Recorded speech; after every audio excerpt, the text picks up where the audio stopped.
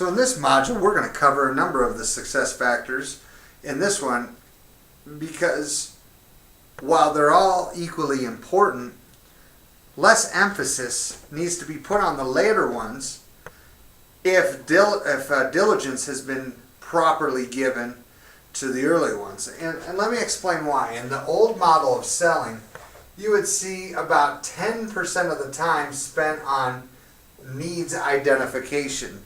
You would see approximately 20% of the time spent on presenting solutions, 30% of the time on objections, and 40% of the time would be spent closing. So in other words, the idea would be to get to the point where you would be asking the prospect what it would take to start buying. I mean, and that's what the emphasis was on, and just really beating the prospect up, and always be closing, always be closing. Now, while there's truth into that, there's also truth in knowing that if we do a great job building the case, that closing and answering objections and presenting is really the simplest part of what we do. And what we do is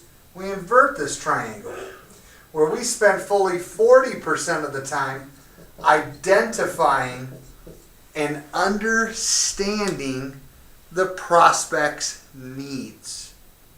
And when we fully understand and we have a clear, complete, and mutual understanding of the customer's or the prospect's needs, it becomes very, very, very simple and easy to answer or present relevant features and benefits.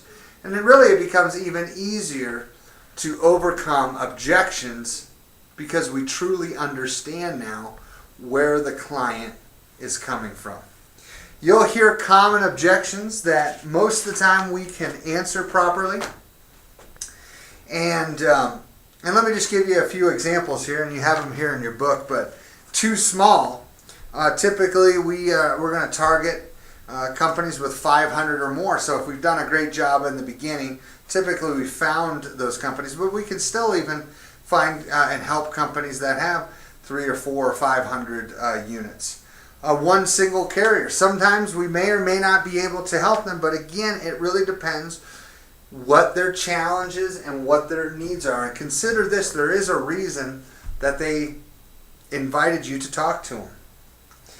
Someone else handles this. Again, going back to the reason that they allowed you to talk to them is to discover this. And if we've done an effective job asking questions, we'll determine those needs, and we're only going to present solutions that really satisfy those specific and relevant needs. Okay? So 30% of the time will be spent then presenting a solution, whereas 20% will be spent overcoming any objections. And again, objections are exciting to me because that means the customer is engaged and they're telling you reasons why they would buy if it weren't for that specific objection. Now, let me give you one hint on objections, because a lot of times we'll fight like heck and overcome an objection just to be met with another objection. So one thing that I've learned to do is isolate objections. So when someone gives me something, I'm going to clarify it to make sure that I understand what the objection is, and then ask if there's anything else keeping them from buying if it wasn't for that objection. Okay? And I just go through this continual process of I've opened my appointment, as I told you in the last module, and I'm probing. Okay? So I'm learning about their company by asking questions, and then I'm supporting those needs by offering solutions. And when they give me objections, I just go back to probing, clarifying, finding out more, isolating. Is there anything else from keeping you? And the final thing is closing. And only 10% of the time we need to do that. And really, we shouldn't even call it closing, because at this point in the process, it's just confirming. It's confirming what we've already talked about. It's confirming that we discovered and determined that you have a need, Mr. Prospect, and that we have a solution for your need. And we've isolated and overcome the objections to help you get started with this. At this point, it really is just a matter of the next step.